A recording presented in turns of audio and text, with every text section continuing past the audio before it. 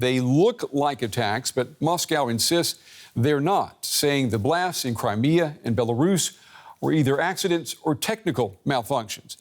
Now, Kyiv has not publicly claimed any responsibility here, but the Ukrainian president and his cabinet, they have seized upon events to shape the narrative in Ukraine's favor. Ukraine's allies are in step with that message. I want you to take a listen to what the UK defense minister said earlier today. Russia are starting to fail in many areas. They have failed so far and are unlikely to ever succeed in occupying Ukraine. Their invasion has faltered and constantly been remodified to the extent they are really only focusing in parts of the south and in the east, a long, long way away from their three-day so-called special operation. 3 days are now over 150 days and nearly 6 months in, with huge significant losses of both equipment and indeed Russian personnel. Yeah, now back to that explosion in Belarus. Belarus is playing down reports of overnight blasts at a military airbase near its border with Ukraine. The Belarusian Defense Ministry said an engine caught fire and that there were no casualties. Franak Vyakorka, a senior advisor to Belarusian exiled opposition leader Svetlana Tikhanovskaya, he has a different account of events. And he is my first guest tonight. Franak, it's good to have you back on the day. Tell me, what have you heard about what happened in Belarus? Do you know who was responsible for what happened?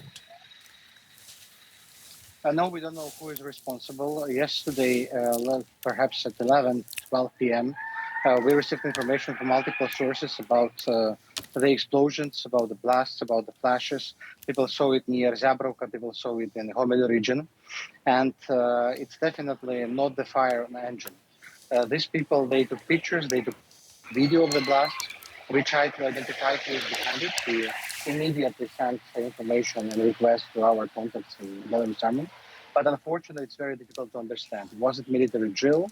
Or was it attack? Or was it partisan sabotage diversion?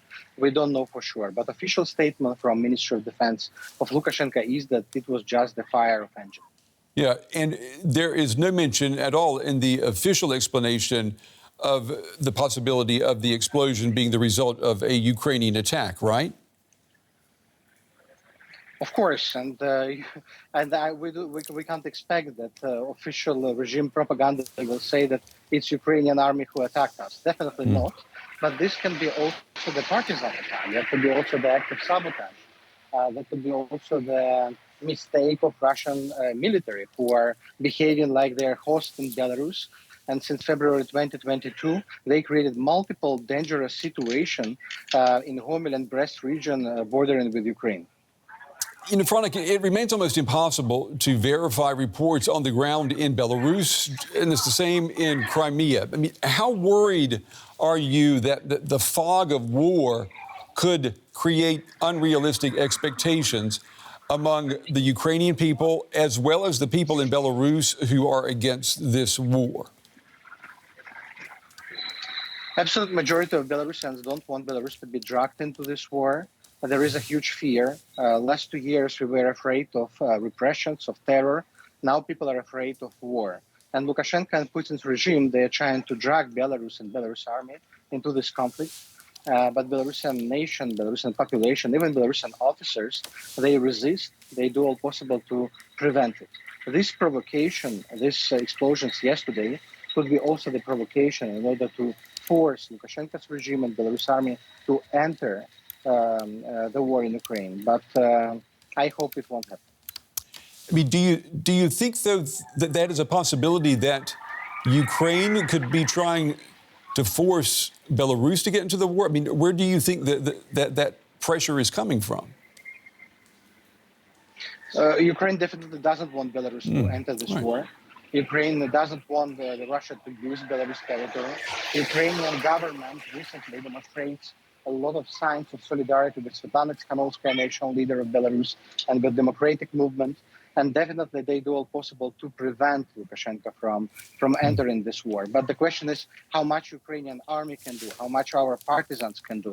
In March and April, our partisans stopped Russian trains Several partisans are facing right now death penalty because of these sabotage attacks. Now we are trying to strengthen this underground movement, but the regime is so cruel. People are arrested every day for every anti-war comment, for every word in support of Ukraine. An advisor to Ukrainian President Volodymyr Zelensky, he has again issued a thinly veiled warning to Russia and its ally Belarus. And let me just read that for you. The epidemic of technical accidents at military airfields of Crimea and Belarus should be considered by Russia's military as a warning. Forget about Ukraine, take off the uniform, and leave. Neither in occupied Crimea nor in occupied Belarus will you feel safe. Karma finds you anywhere. Now, those are very strong words there, Franek. This, of course, is Ukrainian government messaging. It sounds like Ukraine believes that it is now winning this war. Is that how you see it? Ukraine is definitely winning the information space. It's definitely winning international reaction and international organizations. But in terms of the front line, it's not so clear yet. But we want Ukraine to win, because when Ukraine wins, prevails over Russia, it will create chance for Belarus to get liberated, to get free as well. Right now, the fates of Belarus and Ukraine are so interconnected as never in history, and we do all possible to support Ukraine. We support volunteers, military volunteers fighting in Ukraine, because we know that this support will help them to win, and their victory will help us to win over dictatorship. You and I have spoken before about the German government and how it was criticized for dragging its feet with shipments of weapons to Ukraine when this invasion began. Now, the German chancellor, he was accused of not being tough enough on Russia. I want you to take a listen to what Chancellor Scholz said today. The biggest challenge is a terrible war that Russia started against Ukraine that has already lasted many months. It means we have to make far-reaching decisions to support Ukraine in its fight for independence. As you know, we are doing that with a massive break with our previous policy by delivering weapons, very, very many, very efficient long-range weapons. And we will continue to do that in future. We are supporting Ukraine financially, and we have reconciled ourselves with this war affecting the whole world, Europe and our country. Franek, the German chancellor's strong words are another very positive signal for the Ukrainians. I mean, do you think the Ukrainian forces are now in possession of the weapons that they need to begin pushing the Russians back? It will never be enough. Of course, the delivery of German, American, British and Canadian weapons is very, very important. But we are dealing with a cruel empire, with militaristic regime of Putin, which has so much arms, weapons, equipment that remained after Soviet Union, that everything that was done already is not enough. So I think the delivery must continue. Ukraine must receive everything they want, but also not only Ukraine, also the underground movement, underground resistance in countries like Belarus also must be supported. And we are grateful to German government. Recently, Svanskowska met Wolfgang Schmidt from Chancellor's office, and they promised to do all possible to support Belarusians who fight against Putin's and Lukashenko's regime. The Ukrainian President Zelensky, he says that this war will end only when the annexation of Crimea is over. Is that a realistic goal, considering the Russian position? Russia will get weaker and weaker. It will get exhausted after some time. You know, this regime, they are looking invincible until they are not. And we must be optimistic. Yes, there will be a very difficult winter. Many people will have to pay bigger prices, taxes. But this is the price we pay for many years of neglection of such regime. I'm sure that Putin's regime will lose. Nomenclatura in Russia is not happy. Russian oligarchs and Russian society is getting also not so happy. So we just have to be ready to use the window of opportunity and to turn this energy in Russia against Putin's regime. And, before we run out of time, Franak, we hear so much about what is at stake with the outcome of this war, particularly for Ukraine. But what about Belarus?